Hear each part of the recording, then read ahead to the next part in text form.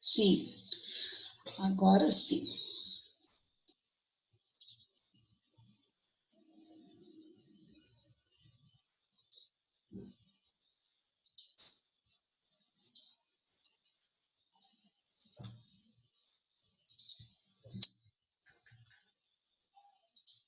Gabriel, seu microfone está aberto? Deixa eu ver com você se vocês conseguem ver a minha tela.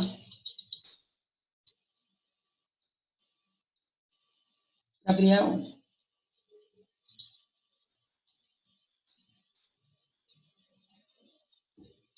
Oi, pessoal, boa noite, tudo bem? Pessoal, é o seguinte, eu preciso checar se vocês estão vendo a minha tela. Quem tiver condições... Ótimo, João Pedro, obrigada pela ajuda. Então, vamos lá. Nós vamos dar início à nossa aula. Nós vamos começar, então, lembrando, eu gostaria de lembrar vocês que nós estudamos até agora o conceito de comunicação, nós vimos conceito de língua e linguagem, diferença entre língua e linguagem, nós vimos níveis de linguagem, variações linguísticas, diferença entre a língua escrita e a língua falada. E hoje nós vamos ver funções da linguagem. Já vimos, já começamos a ver, não terminamos. Porque dentro de funções da linguagem, nós precisamos ver os elementos da comunicação, e esses elementos da comunicação voltados para a linguagem jurídica, para a comunicação jurídica, certo? Então, vamos lá. Quando eu começar a falar, vocês vão lembrar, porque vocês já viram isso, essa é uma matéria que vocês já estudaram no ensino fundamental, e depois vocês voltaram a ver essa matéria no ensino médio. Então, ó, eu disse para vocês que a comunicação, ela só é comunicação, ela só se realiza a partir do momento em que os elementos se interligam e um auxilia o outro, um complementa o outro. Eles são interdependentes. Não foi isso que eu disse? Eu disse para vocês o seguinte, olha, eu posso transmitir uma mensagem, mas se o meu interlocutor não receber aquela mensagem, decodificar a mensagem, compreender, não vai haver comunicação. Fica só em nível de informação, certo? Muito bem. Então, nós sabemos que a comunicação ela é um processo. E um processo ele se realiza em algumas etapas e possui elementos. Vamos ver os elementos da comunicação.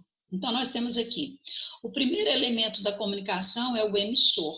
O emissor é aquela pessoa que escolhe qual é o código que ele vai usar para emitir uma mensagem.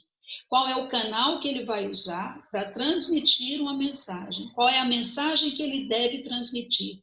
De que maneira ele vai contextualizar aquela mensagem. Então, o emissor é a pessoa que transmite, que emite a mensagem. Emite para quem? Emite para o receptor.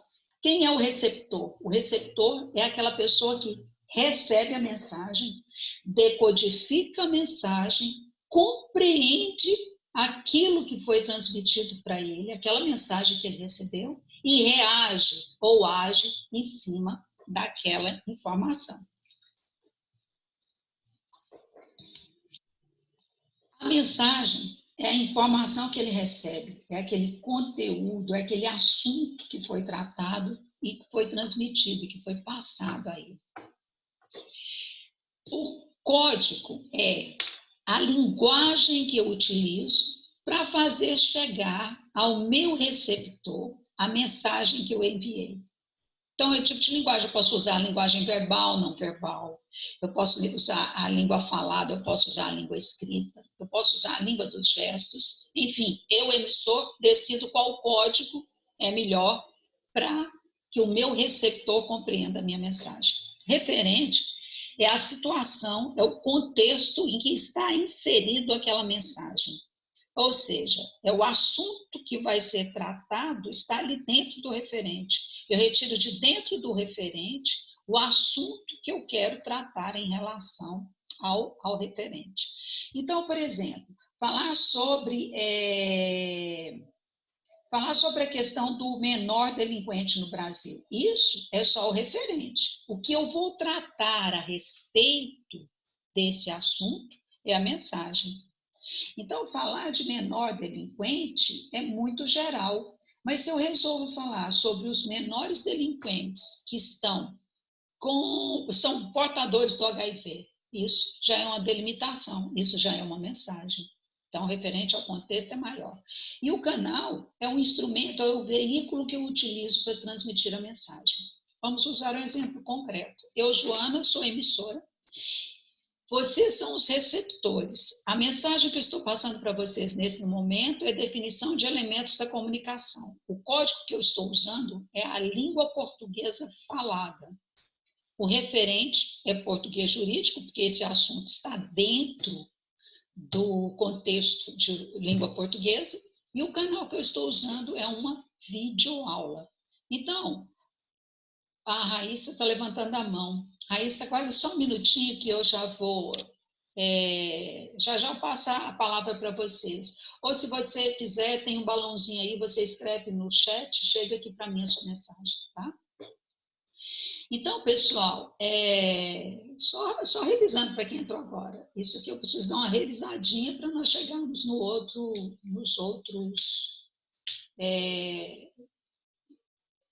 para chegarmos no outro assunto, tá? Então, veja bem, deixa eu ver aqui o que a Raíssa quer. Ah, foi sem querer, tá bom. Professora na plataforma da Unip está encaminhando para outra aula que está iniciando. Uai, Daniel, não sei, não sabia de nada. A plataforma que tem aqui, o que eu tenho avisado, esse aqui é o segundo horário, tá? Bom, então deixa aqui. Bom, então, pessoal, eu pergunto para vocês, qual desses elementos é mais importante? Nenhum é mais importante que o outro. Todos são igualmente importantes. O que eu posso fazer é dar ênfase a um desses elementos da comunicação, dependendo do tipo de mensagem que eu quero mandar. E quando eu dou ênfase a um desses elementos da comunicação, eu crio o que nós chamamos de funções da linguagem. As funções da linguagem são 6. Os elementos da comunicação não são 6? São. Então, as funções da linguagem são 6. Só uma coisinha antes de passarmos para as funções da linguagem. Se um desses elementos da comunicação aqui falha, ou se eu não uso adequadamente um desses elementos da comunicação, vai acontecer o que nós chamamos de falha ou ruído na comunicação. Eu falei isso para vocês em sala de aula, eu estou repetindo. Olha, vou repetir o mesmo exemplo que eu dei. Eu, Joana, vou dar uma aula de português para vocês, que são os meus receptores. A mensagem vai ser ensinar o conceito de elementos da comunicação. O referente vai ser dentro da aula de português jurídico. O canal que eu vou usar é essa videoaula, mas a linguagem que eu vou utilizar, ou seja, o código que eu vou utilizar, vai ser mandarim. Será que haverá comunicação entre nós? Não. A comunicação ela fica truncada. Por quê? Porque vocês não vão entender a mensagem que eu estou passando. Então, o nome disso é falha ou ruído na comunicação. Então, voltando. Se os elementos da comunicação são 6, as funções da linguagem também serão 6. Olha quantos são os elementos, ó. Emissor 1, mensagem 2, código 3, canal 4, receptor 5, referente 6. Logo, as funções da linguagem têm que ser 6 também. Ó, quando o foco da linguagem, quando eu centralizo, quando eu dou ênfase ao receptor ou ao destinatário, eu tenho o que nós chamamos de função apelativa ou conativa. A função apelativa ou conativa é aquela função da linguagem em que o emissor dá ao receptor ou destinatário uma ordem ou tenta convencê-lo de alguma coisa. Isso acontece muito na linguagem jurídica do juiz, quando no final do despacho ele coloca cumpra-se, quando no final de uma sentença ele fala registre-se, publique-se, cumpra-se. Porque aí aparecem o que nós chamamos de verbos no imperativo.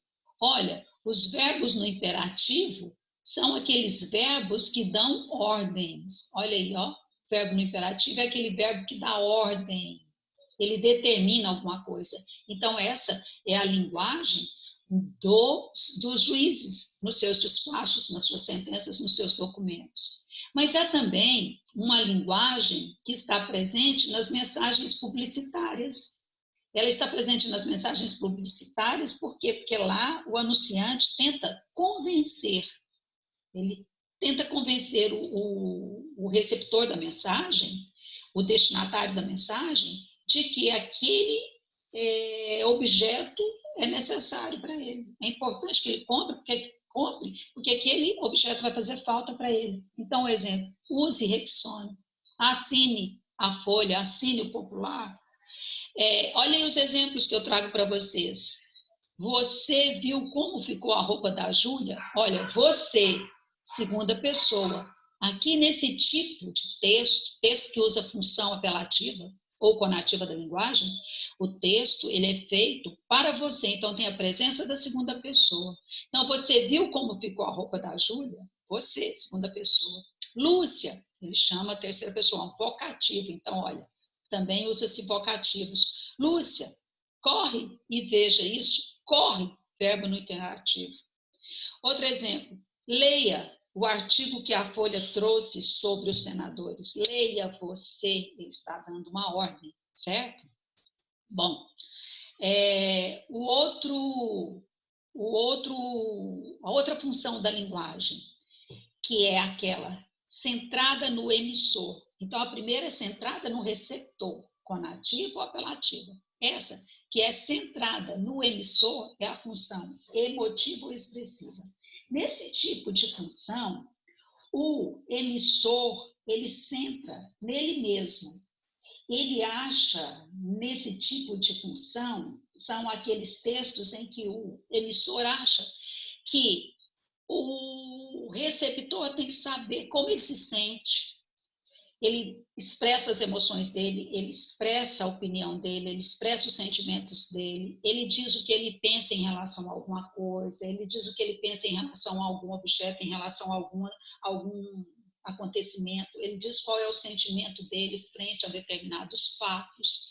Isso. E sempre, sempre, sempre a presença da primeira pessoa, o eu. O eu sempre aparece. Por quê? Porque é a primeira pessoa falando. Esse tipo de função, ela está muito presente nos diários, nas autobiografias, nas cartas de amor, nas memórias líricas, né?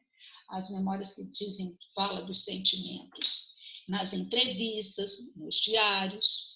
Eu trouxe para vocês 2 exemplos, olha. Júlia, eu, primeira pessoa, te amo muito. Então, está dizendo o que ele pensa, o que ele sente em relação a Júlia. Muito obrigada. Eu não esperava surpresa tão boa assim. Então, essa pessoa diz que fala do sentimento, da expectativa dela, da surpresa que ela teve. Outro exemplo, não estou triste, não estou quem? Eu, sujeito oculto. Mas também não quero comentar o assunto, não quero quem? Eu não quero comentar o assunto, certo?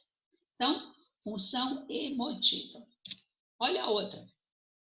Função referencial. O foco agora é no referente. O referente é o mesmo que contexto. Esse tipo de função da linguagem é aquela função em que o autor, ou seja, o emissor, ele se preocupa em dar a informação. Ele trabalha com os fatos reais, ele trabalha com informações em cima da realidade. É por isso que essa função recebe o nome também de denotativa. Vocês se lembram, quando nós estudamos, ou quando vocês estudaram no passado, semântica, vocês viram que as palavras elas têm um sentido real e um sentido figurado. O sentido real recebe o nome de sentido denotativo. O sentido figurado recebe o nome de sentido conotativo. Muito bem. Aqui, a função referencial recebe o nome de denotativa, por quê? Porque é uma função que trabalha com a informação real. Ela tem a linguagem em terceira pessoa, tem uma linguagem direta, uma linguagem objetiva. Ela aborda fatos concretos. É essa linguagem presente nos textos de jornais, revistas e livros científicos, pessoal. Olha o exemplo que eu dou para vocês aí, ó. Numa cesta de vinho, temos um cacho de uvas, 2 laranjas, 2 limões, uma maçã verde, uma maçã vermelha e uma pera. O texto acima tem o objetivo puro e simples de informar o que tem dentro da cesta. Por isso que ele tem função referencial. Função referencial é porque é com base no referente, e se é com base no referente, ele trabalha, então, com a informação, certo? Se ele trabalha com informação, então, deixa eu ver aqui, a Cálita pergunta aqui, ao exercer uma defesa no exercício da advocacia, estamos usando a linguagem conativa? Cálita, aguarda só um minutinho para fazer essa pergunta para mim, assim que eu terminar essa exposição, porque nós vamos tocar no processo comunicativo linguístico, tá bom? Então, esse é um exemplo de função conativa, desculpe, de função referencial ou denotativa. A outra função da linguagem é a função fática. A função fática é aquela que o emissor dá ênfase, se preocupa com o canal da comunicação. O canal da comunicação, ele preocupa em ver se conseguiu estabelecer um canal, ou, se já estabelecido o canal, se ele está mantendo aquele canal. É muito comum ver muitas interjeições, é muito comum ver isso nas saudações, nas mensagens telefônicas, até algumas propagandas, mas depois nós vamos falar sobre isso. Por que propaganda? Você não falou que propaganda é a linguagem conativa ou apelativa? Sim, mas é que as funções da linguagem em um texto podem aparecer todas de uma só vez, mas uma vai prevalecer. Daqui a pouco eu vou falar para vocês a respeito disso. Então, a função fática é aquela que é centrada no canal. O emissor fica o tempo todo checando para ver se o canal da comunicação é aquele, é o ideal, ou se ele já perdeu aquele canal e tem que restabelecer. Essa mensagem essa função da linguagem, como as demais, elas estão presentes também na linguagem não verbal. Então, como é que fica a função fática na linguagem não verbal? Quando você acena com o dedão, falando, ó, tudo bem, tá legal. 2 pessoas públicas famosas apertam a mão, ali é o início de uma comunicação entre eles, então é o início da função fática, presença da função fática, né? Olha, nós temos também outros exemplos de função fática. Quando você atende o telefone ou no decorrer de uma outra conversa, você pergunta, entenderam? Eu vivo praticando função fática com vocês quando a nossa aula é presencial, né? Eu falei, e aí, pessoal, entenderam? Posso continuar? Oi, pessoal, estão me ouvindo? Então, isso é função fática, é checagem do canal. Ou então, quando nós emitimos sons ao falar, falo, hein? Isso é função fática. Quando também eu quero prolongar o canal da comunicação, eu pergunto para a pessoa, você não concorda? Às vezes a pessoa quer ir embora, quer parar o assunto, eu falo, você não acha? Você não concorda? É uma maneira de prolongar a conversa, né? De demorar no canal. Ou qualquer outra forma que você exija do seu interlocutor uma confirmação de que ele está presente ali naquele canal, certo? A função poética. A função poética ou estética, recebe também o nome de estética, complementem aí na sua apostila, é aquela centrada na mensagem. É aquela função em que o emissor deixa no final uma mensagem para o autor. Ele termina dizendo algumas coisas que muitas vezes não são ditas expressamente são apenas insinuadas, né? Isso acontece muito, muito, muito nos textos literários, nas letras de músicas, nos poemas. Eu me lembro que eu dei para vocês como exemplo o poema, o Soneto de Camões, que ele tenta o tempo todo definir, conceituar o amor.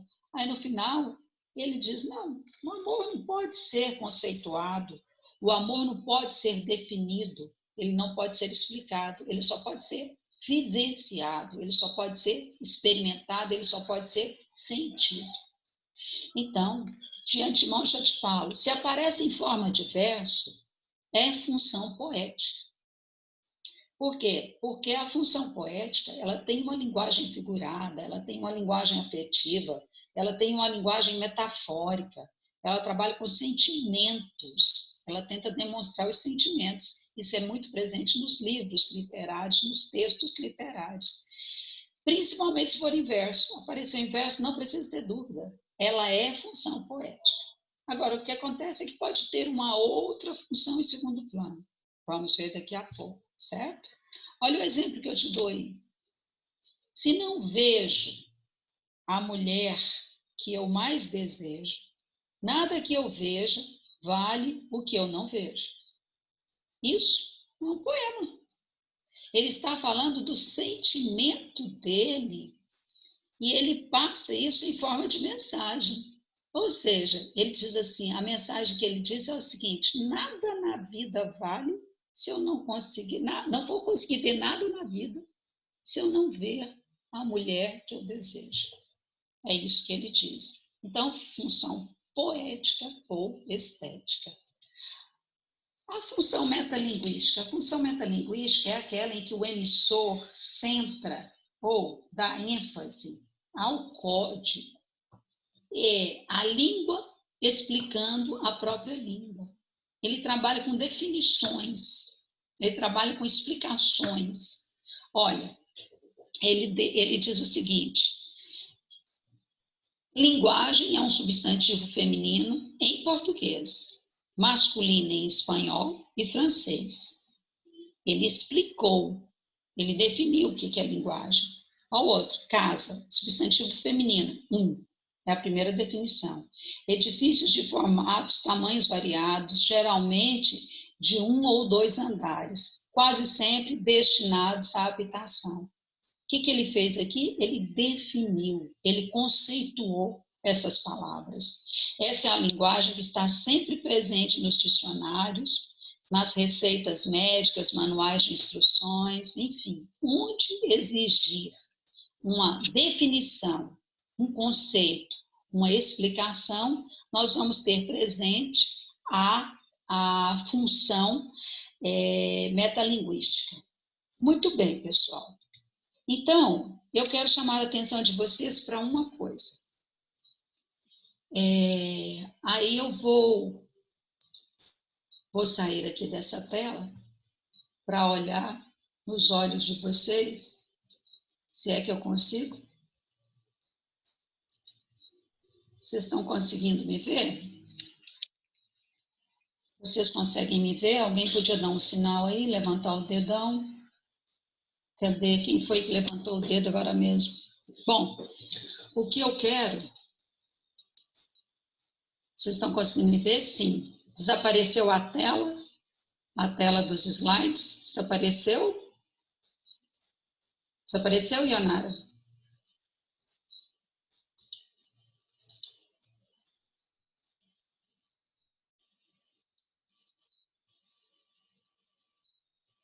A Erika está falando que não desapareceu a tela dos slides. Não desapareceu, não? Ah, tá. Então tá bom. Então vamos lá. E agora, desapareceu?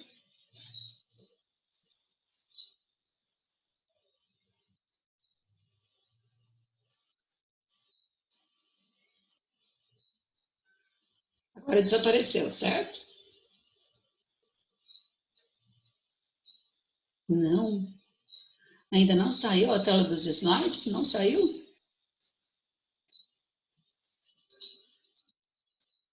É mesmo, né? Que tela que vocês estão vendo aí? Permanece o slide?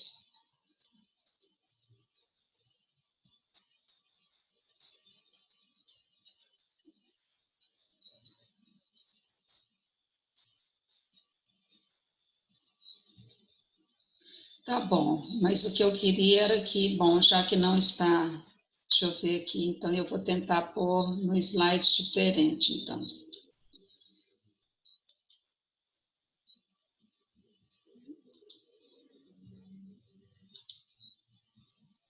Eu tenho a tela cheia do slide agora. Bom, então vamos lá, pessoal. Já já eu coloco aqui deixa eu colocar, então... Bom, o que eu quero mostrar para vocês, na verdade, é que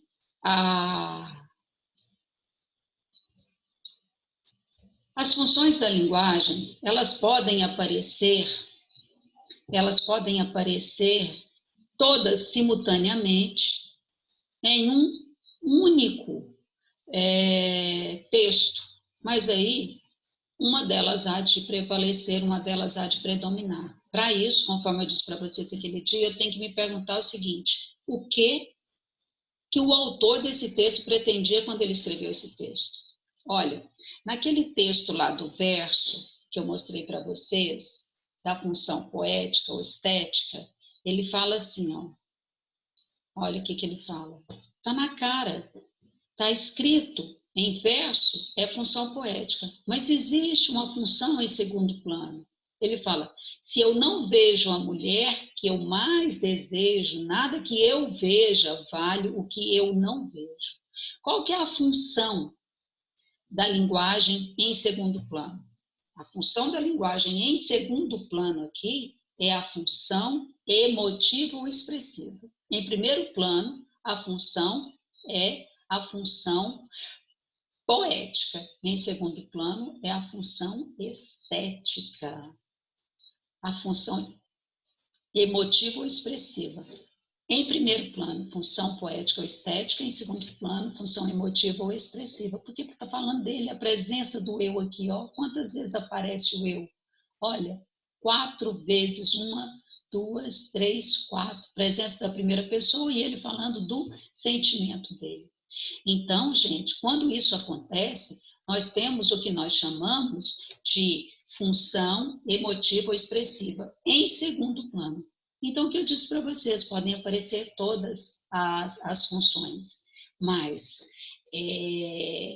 uma delas predomina. Nesse caso aqui, predomina a poética ou estética, mas tem uma função em segundo plano. Uma outra coisa que eu disse para vocês, a função da linguagem,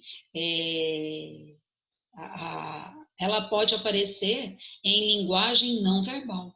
Tá? Para isso, eu preparei um exercício para vocês que eu quero mostrar aqui, que é...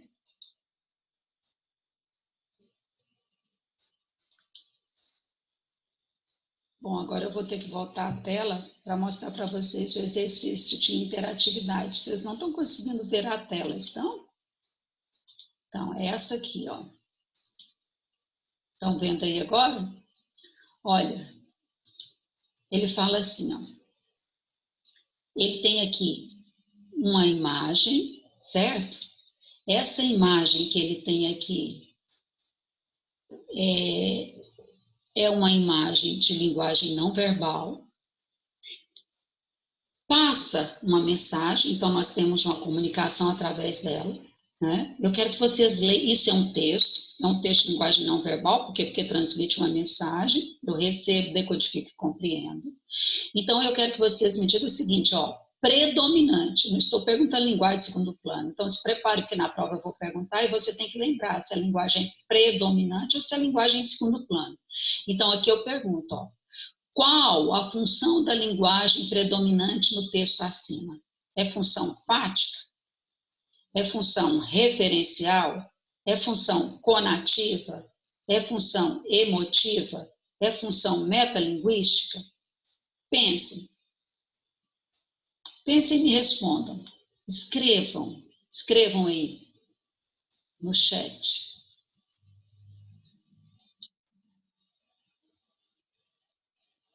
Pensaram? Conseguiram escrever? É função fática, referencial, conativa, emotiva? Pensa. Quem produziu essa plaquinha queria me falar o quê? Conseguem raciocinar?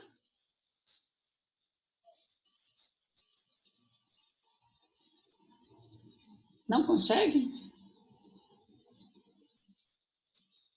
Olha, gente, a função a plaquinha é a plaquinha de proibido parar e estacionar. Essa plaquinha fica colocada no lugar para me dar uma informação de que ali eu não posso parar nem estacionar. Se ela quer me dar uma informação, então a função é referencial. Certo? Guardem isso, que daqui a pouco eu sei que vocês vão falar que pensaram que era outra função. Olha o outro exercício que eu trouxe para vocês. Uma plaquinha, dessa vez a plaquinha de pare. O que ele está falando? Tem a plaquinha de pare e ele pergunta, qual a função da linguagem predominante? Não é em segundo plano, predominante. Fática, referencial, conativa, emotiva, metalinguística?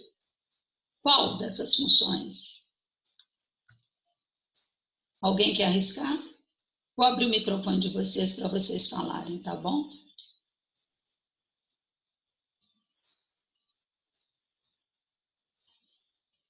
Então, pessoal, qual é a função da linguagem presente? Alguém quer falar?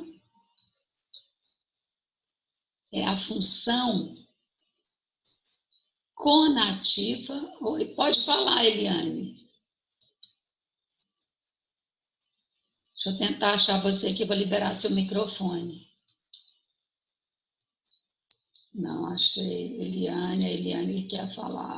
Acho ótimo. Cadê a Eliane? Não achei você, Eliane. Liga seu microfone e tenta falar.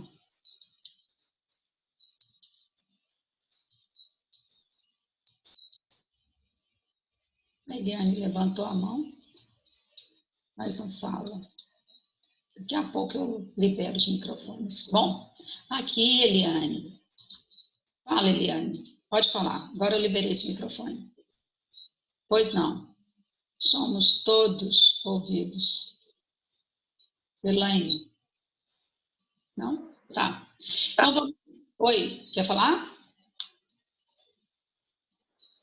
Alô? Ah, legal quem está fazendo isso aí.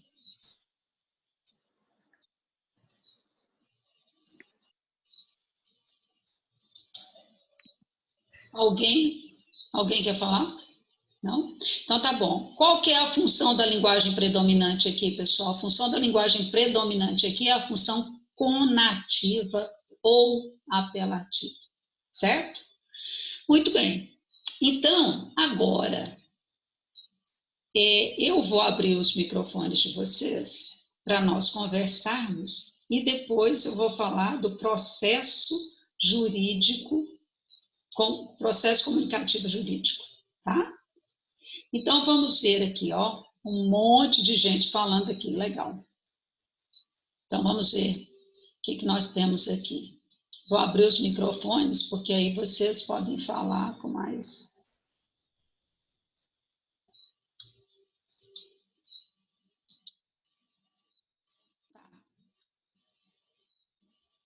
Olha, tem gente que está falando referencial, tem gente falando que é fática, tem gente que está rindo aqui, não sei de quê, né? Deve ser do rabisco lá. Bom, então, eu vou abrir os microfones de vocês e eu quero que vocês falem para mim, por favor. Aliás, não vou fazer isso não. Eu vou explicar para vocês por que não é cada uma dessas, e aí, depois que eu explicar por que não é cada uma dessas, eu vou passar para o processo comunicativo jurídico, e aí a hora que eu passar para o processo comunicativo jurídico, nós vamos... aí eu abro para vocês falarem, tá bom? Vocês estão conseguindo ver minha tela? Todos estão conseguindo ver minha tela? Então, pessoal, alguém aí dá um sinal?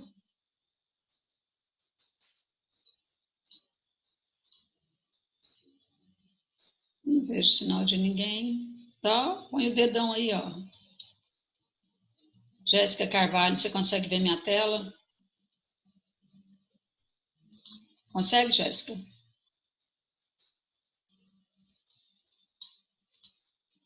Quem é que deu ali? Foi Gilmar? A Gleice, tá. Então tá bom, então vou aumentar aqui, já que vocês estão vendo, eu vou aumentar aqui a tela.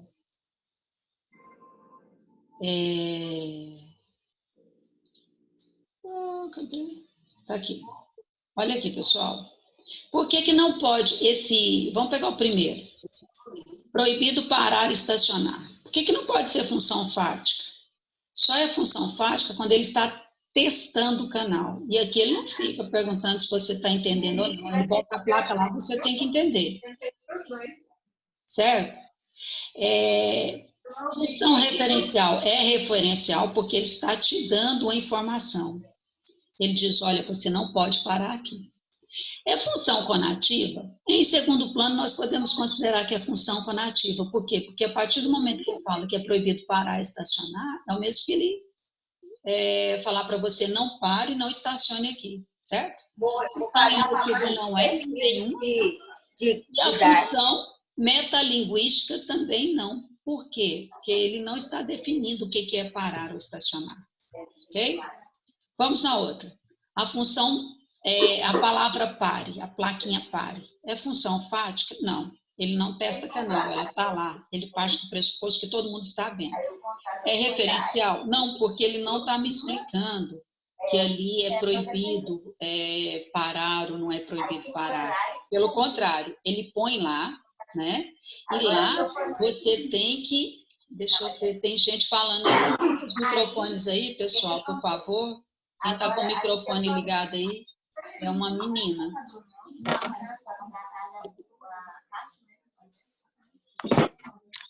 Acho que é a Jéssica. Bom, então, pessoal, aí ele... Deixa eu voltar aqui para a minha tela. Ele pede... Então, tá o pare lá. Ele não testa canal de comunicação. Não é referencial porque ele não está dando informação. É conativa ou apelativa, porque o verbo está no imperativo, ele manda parar. Ali a ordem é para parar.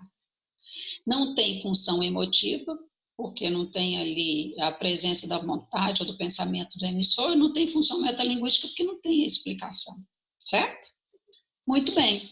Então, agora, eu quero dizer para vocês que nós vimos isso aí por um motivo. Para que, diante das funções da linguagem, nós possamos entender o processo comunicativo jurídico.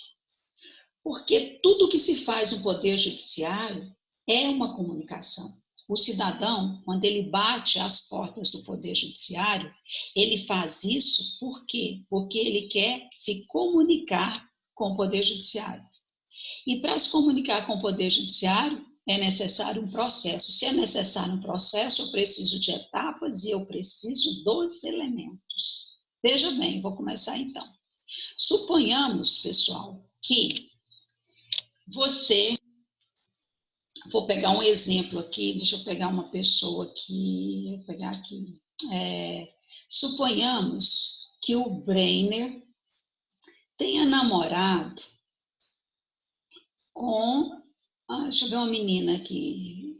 Suponhamos que o Breiner tenha namorado com a Jéssica, né? E aí, durante esse namoro deles, a coisa foi ficando séria, séria, séria, e a Jéssica acabou engravidando dele. Bom, terminou o curso, né? Ele estudava pra caramba, passou no concurso para juiz federal, foi morar no litoral desse aí, dinheiro na mão, carro do ano, mulherada, enfim. E ela aqui ganhou neném, foi cuidar do neném sozinha, não tinha tempo para estudar, e vai atrás dele, e o Breiner não aceita o menino, e não admite que é pai, enfim. O que ela faz? Bate às portas do Poder Judiciário. Vou estabelecer aqui um processo comunicativo com o Poder Judiciário. Mas ela pode postular em juízo? Não pode. Quem postula em juízo é o advogado. Então, o emissor da mensagem que ela vai mandar é o advogado. Então, o advogado faz o quê? o advogado bate lá na porta do Poder Judiciário e fala assim, ó, vim trazer uma notícia aqui para vocês.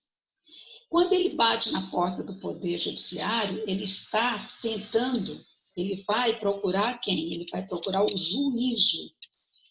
Juízo é o local onde ficam vários juízes. Então, ele vai procurar o juízo. Lá é distribuído para um juiz qualquer. Ele vai usar como canal para chegar até o Poder Judiciário uma petição inicial, certo? O código que ele vai usar é o que determina a lei no Brasil. Os documentos oficiais serão escritos em língua portuguesa. Então, ele vai usar a língua portuguesa escrita. O referente ao quê? O referente ao fato que leva o advogado, a pedido da Jéssica, bater à porta do Poder Judiciário.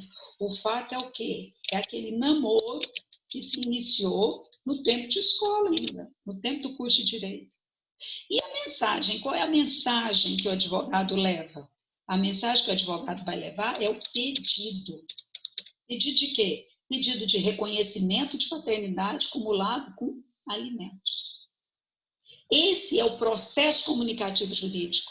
Eu peço a vocês, pessoal, que anotem isso aí, porque isso é matéria de prova, faltou complementar isso. Por isso eu repeti toda a matéria para que vocês entendessem. Ó, e aí eu vou responder uma pergunta muito interessante que me fizeram no final, né? Qual é a função da linguagem que eu utilizo, né? Eu vou abrir daqui a pouco os microfones para que façam essa pergunta novamente.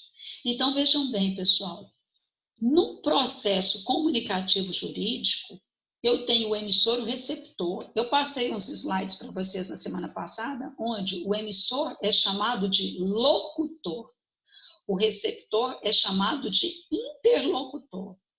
Então, pode receber esses dois nomes, mas vocês têm que lembrar que o interlocutor é o receptor e o locutor é o emissor. Gravem isso, pode ser que caia na prova, tá?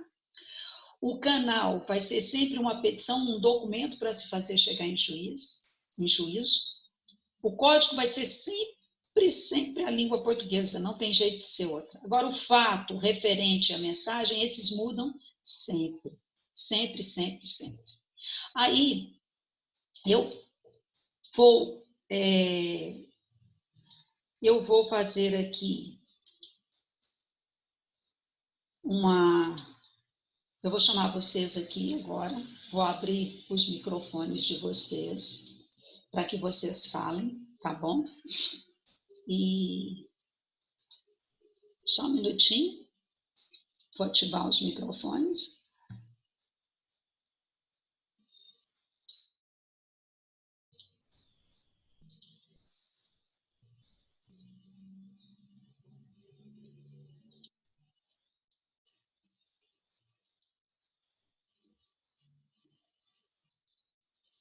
E a partir de agora, a palavra fica com vocês, para que vocês possam fazer,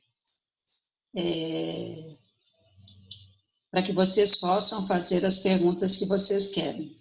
Podem ficar à vontade agora. Isso, eu vou por ordem. Quando levantarem a mão, tá? Eu vou... O Clinton levantou a mão. Eu vou ativar o microfone dele e ele fala. Pode falar, Clinton. Pois não. Boa noite, professora. Boa noite. A questão, por exemplo, quanto ao referencial e o conotativo. Suponhamos que eu não entendo nada da lei de trânsito. Eu não entendo da lei de trânsito, então eu não sei o que essas placas indicam para mim. Como que eu vou perceber que é uma... Excelente pergunta, Clinton. O que acontece? Vai haver uma falha ou um ruído na comunicação. Você não vai poder entender o que está ali. Só existe comunicação quando eu recebo a mensagem, decodifico, compreendo e ajo frente a ela. Como você não sabe o que é aquilo, você não sabe dirigir, nunca fez carteira de motorista, logo, você não tem como saber o que está escrito ali. Então, você não tem a comunicação, entendeu?